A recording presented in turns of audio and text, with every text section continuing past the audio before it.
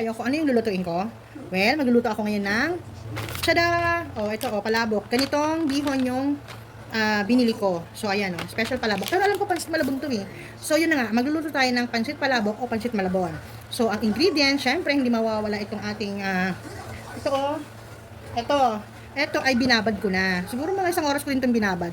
And then, nagpapakulo na ako ng tubig para ilaga natin siya para lumambot. Pansit palabok to eh. Tapos, kailangan natin ng, syempre, alam ko may gulay yun eh. Ito, Chinese cabbage o, ano ba Tagalog nito? Basta, pechay bagyo. Yun, pechay bagyo. So, meron din akong spring onion, pang toppings natin. Sa sahog naman natin, meron ako ditong giniling, half kilong giniling. Meron ako ditong tokwa. So, may napanood kasi ako dati na nagluto siya ng pansit malabon na merong ganito. So, hihiwain natin to ng maliliit, tapos ipiprito natin, parang chicharon. Pero hindi naman matigas na matigas. Ayoko lang masyadong matigas. And then, ito rin, meron akong hipon dito. Kanina madami, akala ko madami to. Nung nalinisan ko, ngayon lang pala, o diba, pang toppings din natin yan. Tapos, meron tayo ditong, ito, tinapa, chicharon, toasted garlic, at saka atswete. Yan, atswete. Nakita nyo ba? Ayan. So, tara na guys, magluto na tayo. So guys, ito na yung ating tokwa. Nahiwa ko na siya ng maliliit. Tapos, i-deep fry natin to hanggang sa maging toasted siya. Pero hindi yung yung sunog or yung hindi yung matigas. Basta ipapakita ko na lang sa inyo pag naluto na. So guys, mainit na yung natin, mantika natin. So maglagay na tayo. Ay, natatakot ako. Baka tumalsik. Wait nga lang. Yan. Ingat kayo guys ha. Hindi ba? So, ayan guys. Mamaya na yung iba. Tapos dito sa kabilang stove naman, hinihintay natin kumulo yung ating tubig. Ayan. Balikan natin guys pag kaluto na. So guys, ayan kumukulo na yung ating tubig. So, isasalang ko na yung ating pansit. Pero hindi ko na maiano ha kasi mahirap eh. Walang mag-hawak ng cellphone. So, ayan guys. Nailagay ko na. Wag lang sana mahulog yung phone ko. O, diba? Ayan. Palalambutin lang natin to guys. Lutuin lang natin. Ayan. Siguro mga 15 to 30 minutes luto na to. O, diba? Balikan natin guys. Pagluto na. So guys, ito hanguin na natin yung ating tokwa. O ayan o, ganito yung sinasabi ko sa inyo. Diba? Parang siya yung magiging chicharon natin.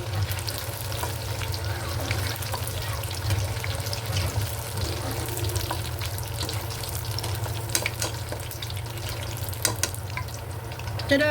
Okay, next. So guys, ilalagay ko na ito lahat. Marami to.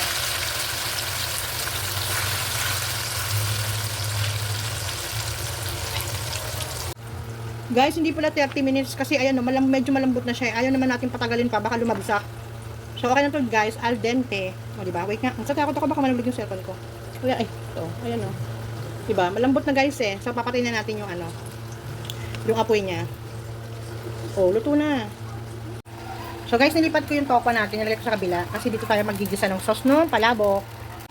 So, guys, ito okay na to. Luto na. Hanguin na natin, ha? Patayin ko muna yung apoy pala.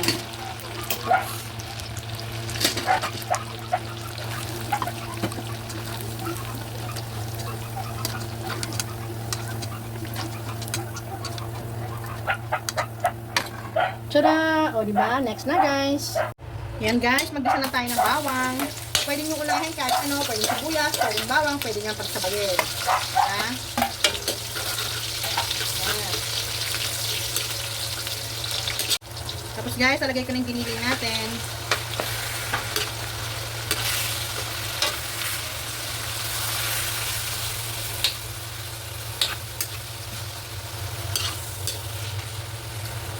So, ayan guys, iwanan muna natin dyan hanggang sa maluto siya ha, maigisa natin mabuti.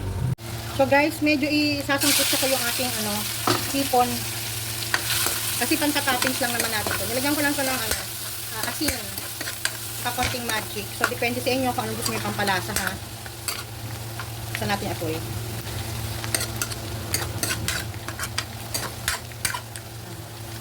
Kunti lang pala, no? Pero carry na yan guys.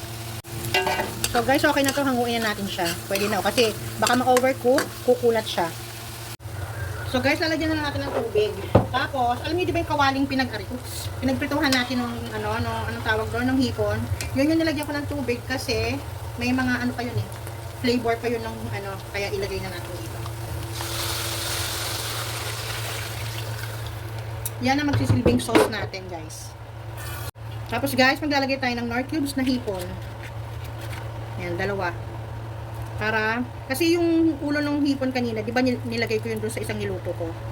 Alam nyo na kung ano yun. Malamang napanood nyo na yung vlog na yun. Yan. Lang mahirap hanapin. Ay, ano, buksan. Dumidikit kasi, ayan oh, dumidikit. Baka sumama yung plastic. Kaya kailangan careful tayo. Ayan. So, ayan. Hintayin natin kumulo. Guys, maglalagay na pala ako ng atswete para sabay-sabay na silang kumulo. Ayan. Pero yung saktong kulay lang, baka naman check muna natin. Oh, di ba makulay na makulay? Konti pa. Ayan.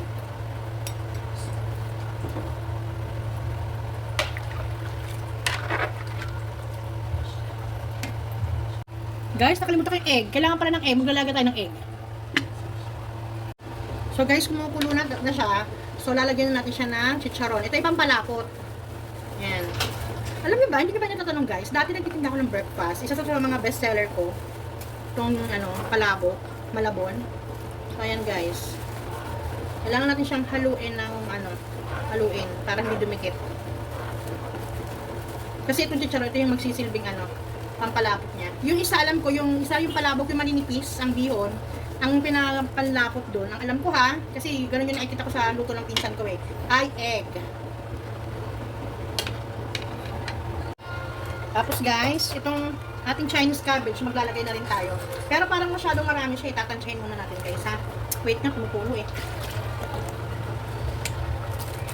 Ay, lagay ko na nga lahat, ganun din naman yun.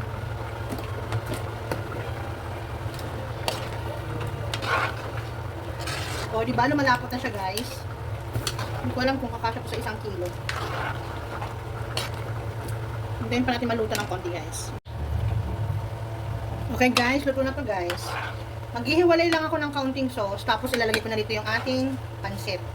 Para mamaya sa toppings, kailangan natin ng sauce eh. For plating syempre. So guys, ito na yung ating palabok. Diba? Ang sarap. Pansit malabon. So patutuyuan pa natin yan. Ayan. Ooh, yummy.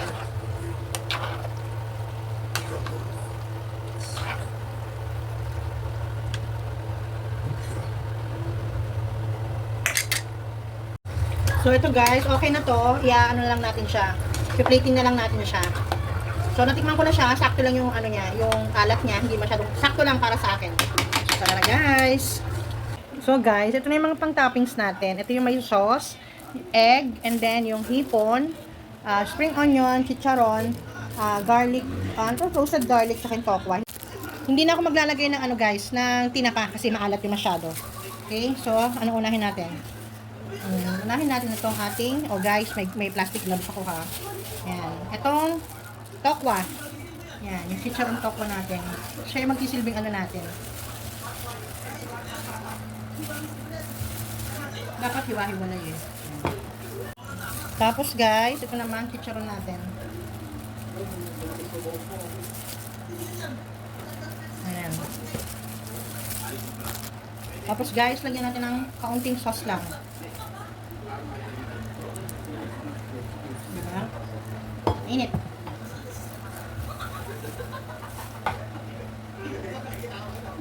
Ayan. Tapos, maglalagay tayo ng, ayan, hipon. Konti lang guys. Kasi konti lang din talaga yung hipon ko. Kasi magbibigay pa tayo sa ating neighborhood association. Tapos guys, egg. Syempre, hindi mawawala ang egg. Ayan.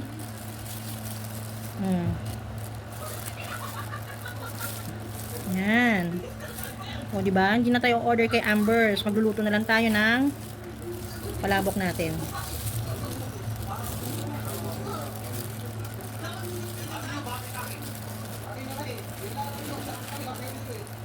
Ayan.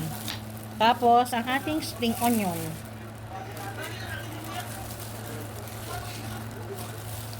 And then, last but not the least, ang ating toasted garlic.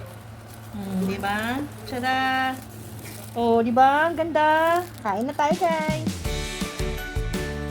Ito na po ang version ko ng pansit palabok. Sana nagustuhan nyo. Thank you for watching. Bye!